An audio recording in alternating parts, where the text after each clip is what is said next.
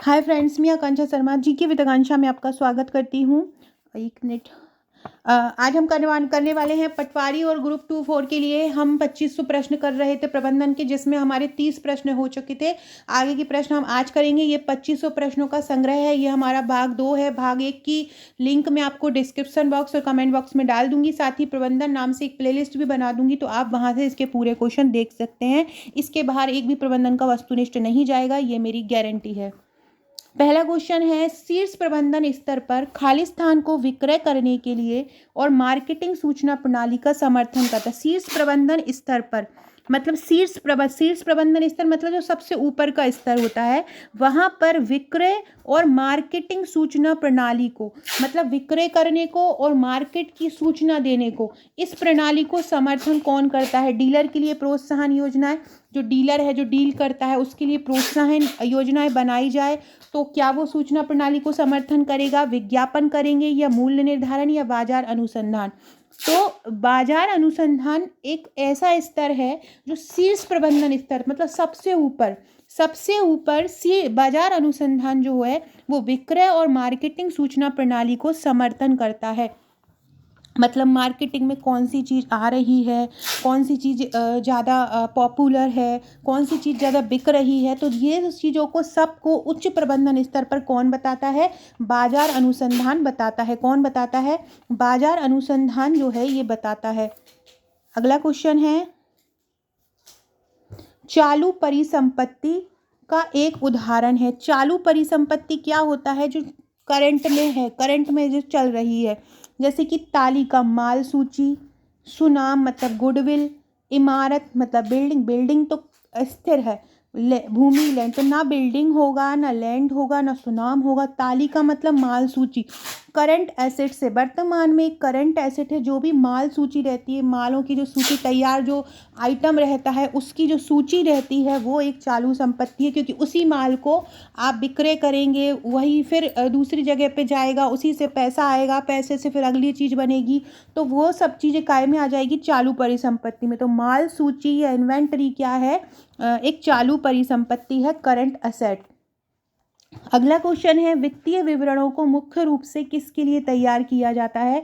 केवल आंतरिक प्रयोग के लिए, हितधारकों के लिए, शासन के लिए या व्यापार के ऋणदाताओं के लिए? तो एक बात मेरी ध्यान से समझिए कि वित्तीय विवरणों को मुख्य रूप से तैयार किया जाता है। वित्तीय विवरण क्या होते हैं? जो भी लेखा जोखा होता है कि कहाँ से आया कहाँ से गया, या वित्तीय किस में वित्त कितना खर्च किया गया, उसके बारे में जो पूरी जानकारी होती है वो अपने प्रयोग के लिए रहती है, हितधारकों के लिए रहती है, शासन के लिए रहती है, व्यापार। हितधारक मतलब होता है कि जैसे कि कोई कंपनी किसी दो लोगों ने स्टार्ट की है तो प्रॉफिट दोनों ही लोगों को होगा, तो दोनों लोगों के लाभ के लिए ही वित्तीय विवरण को तैयार करके रखते हैं कि किसी को कोई समस्या ना आए, सबके पास जो है एक पारदर्शी जानकारी रहे। अगला क्वेश्चन है, अग्रदाय प्रणाली फ्लोट का खालिस्तान के मामले में अनुगमन किया जाता है। किसका? अग्रदाय प्रणाली या फ्लोट का। तो अग्रदाय प्रणाली या फ्लोट का जो अनुगमन किया जाता है वो खुदरा रोकड़ एक बही खाता बनाया जाता है, उसमें अग्रदाय प्रणाली या फ्लोट का अनुगमन किया जाता है। अग्रदाय प्रणाली या फ्लोट का अनुगमन कब किया जाता है? खुदरा रोकड़ वही खाते में अग्रदाय प्रणाली या फ्लोट का अनुगमन किया जाता है। अगला क्वेश्चन है, अगर निवल वर्तमान मूल्य एनवीपी 0 से बड़ा होता है, 0 से कम होता है, तो वह क्या निरूपित करता है? यदि निवल मतलब होता है शुद्ध मूल्य, तो जो शुद्ध मूल्य अगर 0 से कम होता है तो ये क्या बताता है? ये बताता है कि एनवीपी जो है वो प्रारंभिक निवेश से कम है। मतलब जो अभी वर्तमान मूल्य आपको प्राप्त हो रहा है उसका मान जो है, उसकी वैल्यू जो है, जो आपने स्टार्टिंग में निवेश किया था या स्टार्टिंग में इन्वेस्टमेंट किया था, उससे कम है। अगला है, निम्न घटनाओं में से किसे नेतृत्व के स्वाभाविक घटक के रूप में माना जाता है? निरंतरता, मानवतावाद, सृजनता या प्रत्यायोजन। प्रति प्लस आयोजन मतलब प्रत्याय आयोजन, किसी के लिए कुछ चीज़ आयोजित करना। तो आयोजित कौन करता है? कोई नेता ही करता है, कोई चीज़ जो लीड करता है वही आयोजित करता है। तो नेतृत्व का स्वाभाविक घटक कौन हो जाएगा? प्रत्यायोजन हो जाएगा। नेतृत्व का स्वाभाविक घटक कौन हो जाएगा? प्रत्यायोजन हो जाएगा। अगला है, निम्नलिखित में से कौन एक संपत्ति का लेखा है? वेतन खाता, श्री राम खाता, बिल्डिंग अकाउंट या ब्याज व्यय खाता। संपत्ति मतलब कोई चीज़ आपके पास संपत्ति है, उसमें आपको कोई वेतन तो मिल नहीं रहा है, ना कहीं से ब्याज में व्यय कर रहे हो। जो निर्माण खाता रहेगा वो एक संपत्ति से संबंधित लेखा रहेगा। कौन सा? निर्माण खाता। निर्माण खाता जो रहेगा वो संपत्ति से संबंधित खाता रहेगा। कौन सा? निर्माण खाता। फ्रेंड्स, ये मेरे पटवारी के नोट्स हैं और या आप ग्रुप 2 सब ग्रुप 4 की तैयारी कर रहे हैं तो उसके लिए आपके लिए बहुत हेल्पफुल है। इसमें आपको टोटल 10 बुकलेट मिलती है, एक प्रबंधन की मिलती है जिसमें 400 वस्तुनिष्ठ, 1000 वन लाइनर है, हैंड रिटन प्रबंधन है, आगे डिटेल में है, पीछे वस्तुनिष्ठ है। साथ में आपको एक ग्रुप दिया जाता है जहाँ पर मैं जो अभी आपको प्रबंधन के 2500 वस्तुनिष्ठ करा रही हूँ वो यहाँ पर कराए जाएंगे, तो वो सभी यहाँ पर दिया जाएगा। इसके अलावा कंप्यूटर दक्षता की बुकलेट आपको दी जाती है जिसमें 1050 वस्तुनिष्ठ प्रश्न, लगभग 53 सेट रहते हैं।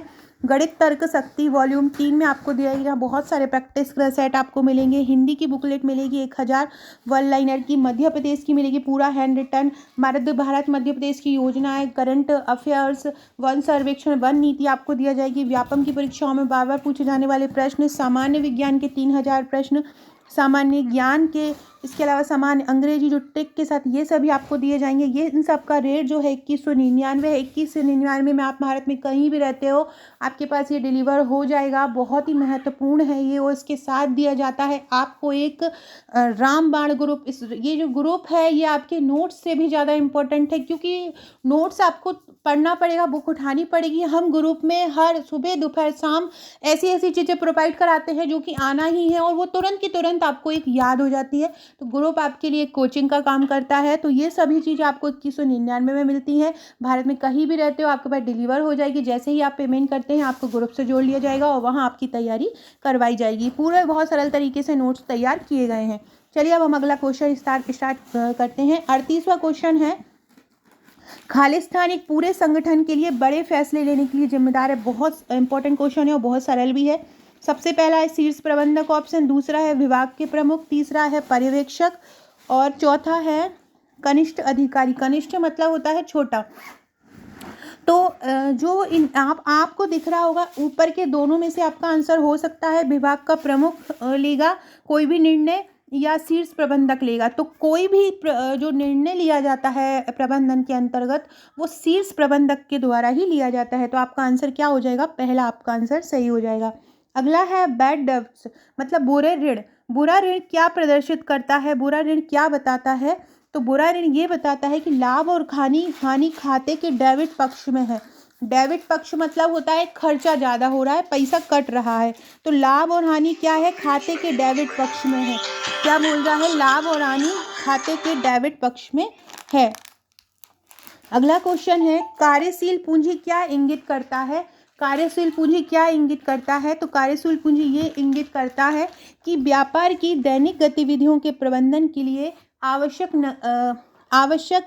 नगद, व्यापार की दैनिक गतिविधियों के प्रबंधन के लिए जो आवश्यक नगद होता है वही कार्यशील पूंजी इंगित करता है। व्यापार की दैनिक गतिविधियों के प्रबंधन के लिए जो आवश्यक नगद होता है वो कार्यशील पूंजी मतलब रोज इसको यूज़ हो रहा है, कार्य रोज में ही हो रहा है, दैनिक गतिविधियों के प्रबंधन में इस्तेमाल होती है। कौन? कार्यशील पूंजी। अगला है, खालिस्तान उपभोक्ता जीवन शैली के मापन के विज्ञान और वर्गीकरण को संदर्भित करता है। जीवन शैली के मापन के विज्ञान और वर्गीकरण को कौन सा उपभोक्ता संदर्भित करता है? तो मनोवृत्ति परख, जिसमें किसी चीज़ को जानने की इच्छा रहती है, जिसकी किसी एक विषय के प्रति इच्छा होती है, मनोवृत्ति होती है। तो ये कौन करता है? मनोवृत्ति परक जो उपभोक्ता होता है वो जीवन शैली के मापन में विज्ञान और वर्गीकरण को संदर्भित करता है। अगला क्वेश्चन है, एक संगठनात्मक दृष्टिकोण से ग्रेप बाइंग क्या होता है? ग्रेप वाइन क्या होता है? ग्रेप वाइन संचार का एक अनौपचारिक सरणी होता है जो कि खुद को विकसित करता है। क्या होता है? एक अनौपचारिक तरीका होता है संचार का जिसमें व्यक्ति खुद को विकसित कर सकता है। किसमें? ग्रेप वाइन में। अगला क्वेश्चन है, नेक्स्ट क्वेश्चन है, शुद्ध कार्यशील पूंजी को कौन संदर्भित करता है? कुल परिसंपत्ति घटाव अचल परिसंपत्ति, चालू परिसंपत्ति घटाव चालू देयता, चालू परिसंपत्ति घटाव माल सूची या चालू परिसंपत्ति। इसमें शुद्ध कार्यशील पूंजी को कौन संदर्भित करता है? तो इसमें संदर्भित करता है चालू परिसंपत्ति घटाव, चालू परिसंपत्ति घटाव या चालू देयता। चालू परिसंपत्ति घटाव या चालू देयता जो रहती है, जो भी संपत्ति में घटाव आएगा, क्या नाम है?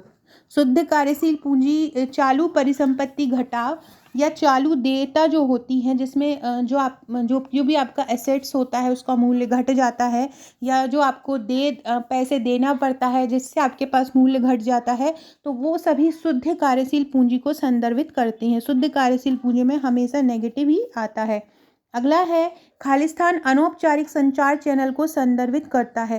तो टेलीफोन तो ये सब औपचारिक हैं, जो अपुष्ट समाचार होते हैं वो अनौपचारिक संचार चैनल को संदर्भित करते हैं। कौन से? अपुष्ट समाचार। अपुष्ट समाचार जो होते हैं वो अनौपचारिक संचार चैनल को संदर्भित करते हैं। कौन से? अपुष्ट समाचार। अपुष्ट समाचार जो होते हैं वो अनौपचारिक संचार चैनल को संदर्भित करते हैं। अगला क्वेश्चन है, खालिस्तान एक कंपनी के लाभ जो शेयर धारकों को वितरित किया जाता है कि उस हिस्से को संदर्भित करता है। देखो, जो लाभ एक कंपनी के लाभ को बताता है लाभांश। क्या बताता है? लाभांश। लाभांश जो है वो एक कंपनी के लाभ को बताता है। जो लाभ, ऐसा लाभ, लाभांश का मतलब क्या होता है कि जैसे कि मैंने बताया था कि कोई भी काम होता है वो 4 से 5 लोग मिलके एक साथ करते हैं। अब जैसे कि किसी बिजनेस में 5 लोगों ने पैसा लगाया, अब लाभ होगा तो वो एक व्यक्ति को लाभ नहीं होगा, वो जो लाभ होगा वो 5 व्यक्तियों को बट जाएगा, तो उसको बोलेंगे लाभांश। तो लाभांश एक कंपनी का लाभ जो शेयर धारकों को वितरित किया जाता है कि उस हिस्से को संदर्भित किया जाता है। कौन? लाभांश। फ्रेंड, डिस्क्रिप्शन बॉक्स में आपको मेरे व्हाट्सएप टेलीग्राम ग्रुप का लिंक मिल जाएगा, जुड़ जाइएगा, वहाँ पे आपको महत्वपूर्ण अपडेट मिलता रहेगा।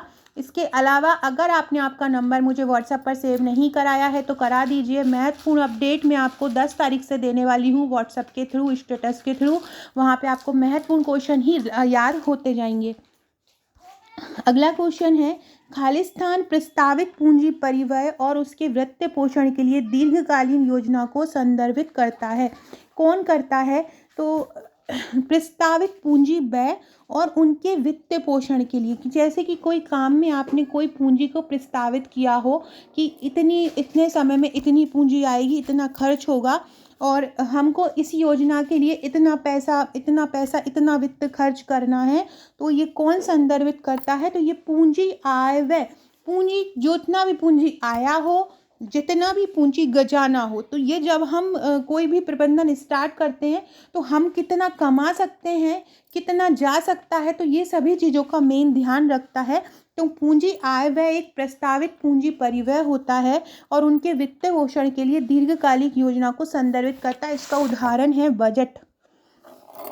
अगला क्वेश्चन है, एमबीओ। एमबीओ क्या है? एमबीओ मतलब मैनेजमेंट बाय ऑब्जेक्टिव्स, मतलब अपने उद्देश्यों का प्रबंधन करना। एमबीओ का मतलब क्या होता है?